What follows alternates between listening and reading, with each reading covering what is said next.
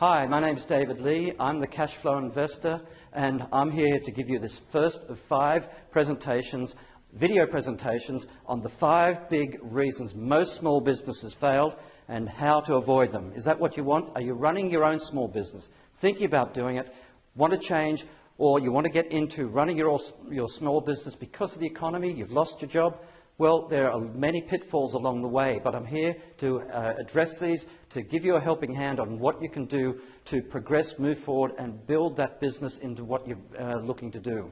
Now, many people look to get into their own small business and start their own business because they want the freedom, they want to be able to grow, they want to reap the benefits of what they're putting into their business. And so it's a great reason to want to do it, but it doesn't always work that way. You know the statistics. Many businesses fail in the first 12 months to 2 years. Well, there is good news. Many people don't fail and many people do succeed. But you want some tips? I'll give you the very first one in today's presentation. What many people do is they just go about and end up replicating their job. Remember, as an employee, you didn't have to worry about things like accounts, you didn't have to worry about the tax. It was all taken care of for you. You just received your paycheck at the end of the week or the end of the month. But now, when you run your own small business, quite often you take what you were specialized at as an employee, you do exactly the same in your own small business, but then you realize you've got more things you've got to control. You've got to be in charge of your accounts, as I mentioned, taking care of your tax file returns, keeping everything in order, hiring a bookkeeper. You've got to know about marketing because now you've got your own business. What good is it if nobody gets to find out about it? So the mindset of an employee is very different to the mindset of a small business owner. So that is one of the big pitfalls, and many people do fall down when it comes to especially marketing their own business. This is one of the things we'll be covering later on in the series. The second reason I'd like to discuss with you are people get into their own small business for the wrong reasons. Yes, the wrong reasons. Not everybody is suited or should be running their own small business because they're happy having things looked after for them at their place of work. Everything's taken care of. The systems are all in place. They don't have to worry about that. They just plug in and they're very comfortable doing that. Plus, they love the social aspect of having people around them that are co-employees. But one of the number one wrong reasons I see is people jump into small business because the money, the pound sign, the dollar sign, whatever it is, the euro, it's big and bold in front of them. They think they can grab it all that's out there for them. Rather than sharing it with their boss who they're working long and hard for, they can do it themselves. Well, money is not the main primary factor for motivation. Remember when you're at your job, you got a 2 or 3% pay rise? Well, how long did that motivation last? Rather, you need to be thinking about what you can be doing, the freedom, if you want that new house, if you want that holiday, if you want the lifestyle, send your kids to a private school. These are more motivating factors to you, and I'm sure they will, but they will be a result of your efforts. And the fact that you can do that means you must have acquired the money in the first place. So please, I say it very often, people focus on the money. Focus on the outcome that you're looking to achieve. And go for those goals. But another thing that I see as well, have you ever been to a presentation on stage? It looked glamorous. It looked cool. It looked fantastic. And you were seduced. You were taken in by the presentation. And you thought you could do that too.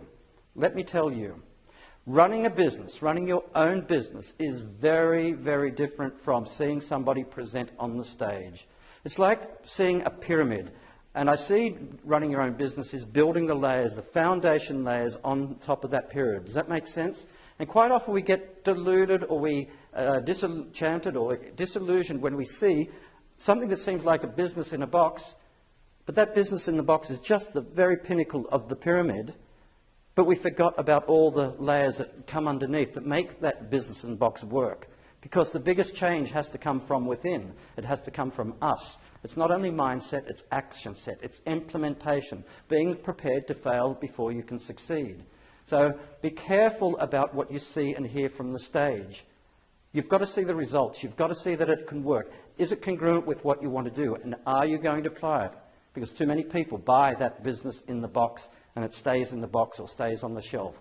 So it's got to be something that's going to work for you, and you're going to be prepared to put in the groundwork and be prepared to fail before you succeed.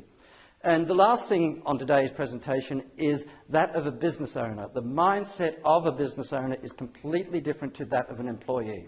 Are you ready for it? You've spoken to yourself, talked it over, maybe with family, and you think you're ready. Well, what were you when you were an employee? Quite often, you were a specialist. You could have been working for somebody, doing accounting, a plumber for somebody. All that was taken care of, and you were a specialist. But when you start out your own small business, in many ways, you've got to become a generalist. You have to know different aspects of your business, not only the core function of your business, which could be that carpenter, that accountant, whatever, but you have to know everything else that goes on.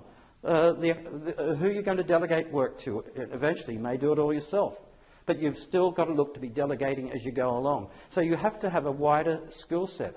And the last thing, as a business owner, instead of being a follower that you may well have been as an employee, you now have to become a leader. You have to steer your own ship. Are you ready for it?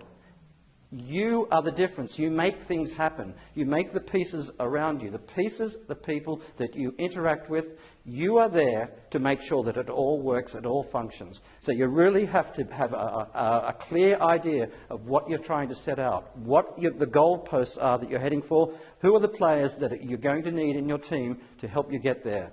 I hope that's covered enough for just to get you started. Some things that I call the common misconceptions that people have, but we can overcome these, and it takes time, but with the right mindset and the right ways, we will discuss that in the next presentation. Thank you very much. This is David Lee, the Cash Flow Investor. I'll see you on the next presentation.